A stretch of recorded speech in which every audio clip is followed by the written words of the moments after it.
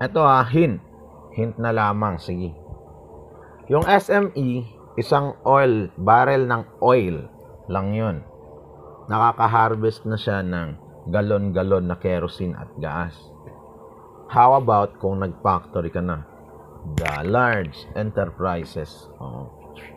Kung mag-e-expect ka, on a day, makaka-harvest ka ng 10, 15. Depende sa volume ng sinusunog mo. Kasi sa singaw ka mag-aano. Saka, depende rin kung gaano karami. Pero, ang pinakamaganda, wala talagang faktorya doon ni isa. Kaya nga pwede kang magsunog 24/7. Magsimula ka ng alas 6. Mag-e-end ka ng alas 12. Continue ka na naman ng alauna. End ka ng alas 7. Continue ka na naman ng alas 8. Mag-e-end ka ng alas